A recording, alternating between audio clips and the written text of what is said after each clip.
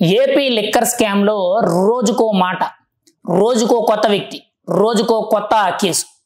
అసలు ఎలా ఉందనంటే AP liquor scam అనేది నిజంగా జరుగుతుందా? అసలు జరిగితే ఇందులో అరెస్టులు జరుగుతున్నాయి కానీ వాళ్ళకి మళ్ళీ బెయిల్ అవుతున్నాయి. మళ్ళీ కొత్త కొత్త వ్యక్తుల పేర్లు వినబడుతున్నాయి. అసలు ఏపీ లిక్కర్ స్కామ్ ముందుకు వెళ్తుందా లేదనేది ఎవ్వరికి అర్థం కావట్లేదు. ఎందుకు ఈ విషయం చెప్పాల్సి వస్తుందనంటే గత వారం 10 రోజుల నుంచి కూడా ఒకసారి క్లోజ్గా మనం అబ్జర్వ్ చేస్తే ఏపీ లిక్కర్ స్కామ్లో గతంలో 9 నెలల కిందట చాలా మంది మీద ఆరోపణలు వచ్చాయి. ఒక్కొక్కరిని కూడా అరెస్ట్ చేసుకుంటూ రావడం జరిగింది.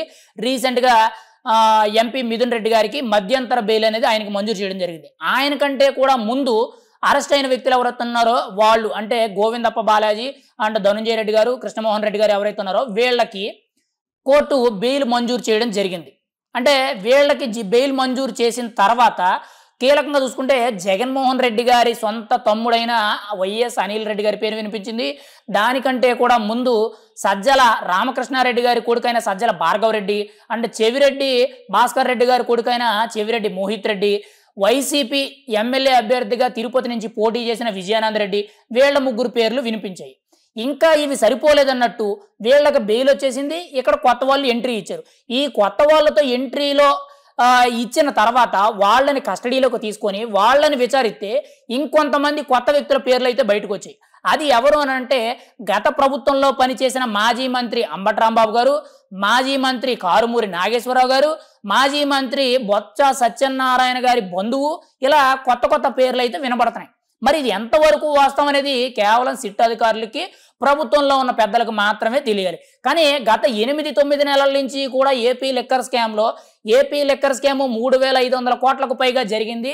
భారీ స్థాయిలో స్కామ్ అని చెప్తున్నారు. కానీ ఇప్పటి వరకు కూడా ఒక్కొక్కరిని ఛార్జ్ షీట్లో A1, A2, A3, A4 అనే విధంగా ఇలా A50 వరకు కూడా అందరినీ కూడా మెన్షన్ చేయడం జరిగింది. పైగా ఇక్కడ A50 వరకు వెళ్ళినా కానీ ఇందులో దాదాపుగా 30 మందికి పైగా కేవలం రెడ్డి సామాజిక వర్గానికి చెందిన వాళ్లే ఉన్నారు. అంటే జగన్మోహన్ రెడ్డి గారికి అత్యంత సన్నిహితులు, అత్యంత ఆప్తులు, జగన్మోహన్ రెడ్డి గారి మాట కాదని కనీసం ఏ పని కూడా చేయని వ్యక్తులు, ఆయన మాటే వేదవాక్ అనే విధంగా ఉండే వ్యక్తులు ఎవరైతే ఉన్నారో రెడ్డి సామాజిక వర్గంలో, అటువంటి వ్యక్తులందరికీ కూడా ఈ లిక్కర్ స్కామ్ లో పార్ట్నర్షిప్లే కానీ లేదంటే అందులో వాళ్ళు కూడా పాలు పంచుకోవడం అయితే జరిగింది. కానీ ఏది ఏమైనా కానీ ఇప్పుడు పాత వ్యక్తులందరికీ కూడా బెయిల్ వచ్చేసినాయి. కృష్ణమోహన్ రెడ్డి గారికి, ధనుంజయ రెడ్డి గారికి, ఇంకోవైపు గోవిందప్ప బాలాజీ గారికి, ఇంకోవైపు మధ్యంతర బెయిల్ కింద మిథున్ రెడ్డి గారికి బెయిల్స్ వచ్చినాయి.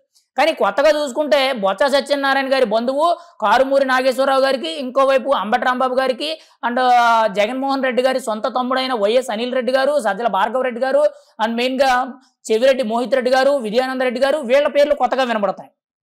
అంటే ఇప్పుడు వీళ్ళని విచారిస్తే వీళ్ళ బయటకు వచ్చారు, మళ్ళీ వీళ్ళని విచారిస్తే ఇంకా కొత్త వాళ్ళు ఎవరు వస్తారనేది తెలియడం లేదు.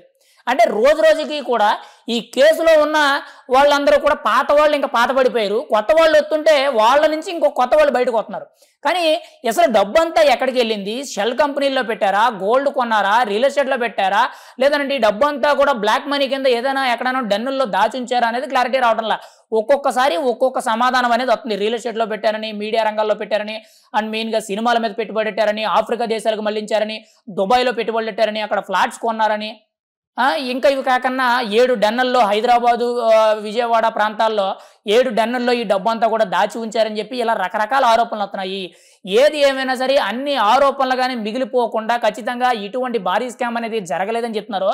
ఆ భారీ స్కామ్కి ఖచ్చితంగా ఒక న్యాయం అనేది చేయాలి. ప్రభుత్వ ధనాన్ని, ప్రజాధనాన్ని ఎంత దారుణంగా ప్రజల్ని మోసం చేసి కొల్లగొట్టినందుకు ఇప్పుడున్న కూటమి ప్రభుత్వం ఖచ్చితంగా దాని మీద కఠినమైన చర్యలు తీసుకునే విధంగా, ముఖ్యంగా ఆ కేసులో ఆ స్కామ్లో న్యాయం జరిగే విధంగా వ్యవహరించాలి. తప్పితే ఏదో చాప కింద నీరులాగా పోతానే ఉన్నట్టు కొన్ని రోజుల తర్వాత అది కూడా చచ్చుబడిపోయినట్టు ఆ కేసుని ఇంకా గాలి కొదిలేస్తే ఇంకా కేసుకు ప్రయోజనం ఏముందండి?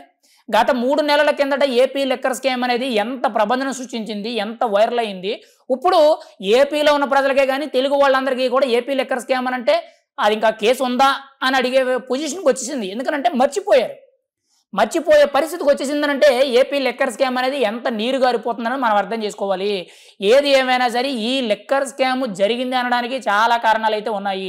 కానీ జరగలేదని నిరూపించుకోవడానికి ఇక్కడ చేయడానికైతే ఏమీ లేదు. ఆల్రెడీ ఎవరికి వాళ్ళు అరెస్ట్ అవుతున్నారు. వాళ్ళకి సంబంధించిన ఆధారాలు, ప్రూఫ్లన్నీ కూడా సిట్ అధికారులు పట్టుకున్నారు. కానీ ఇప్పుడు వరకు కూడా మీడియా ముఖంగా వచ్చానో లేదంటే ఏసీబీ కోర్టులో అధికారికంగా ప్రభుత్వం తరపు నుంచి ప్రతి ఒక్కటి కూడా క్షుణ్ణంగా అన్ని ఛార్జ్ షీట్లు ఫైల్ చేసి, ఎఫ్ఐఆర్లు ఫైల్ చేసి, ఇదిగో స్కాము, ఇంతమంది ఇందులో ఇన్క్లూడ్ అయ్యి ఉన్నారు, ఇంతమంది ఇంతంత వాటా తీసుకున్నారు, ఇందులో ప్రధానమైన లబ్ధిదారుడు జగన్మోహన్ రెడ్డి, ఆయనకి ఈ డబ్బులన్నీ వెళ్ళాయని చెప్పి ఎప్పుడైతే నిరూపిస్తారో ఆ రోజు ఏపీ లిక్కర్ స్కామ్ లో నిజంగా న్యాయం జరిగింది అనుకుంటారు.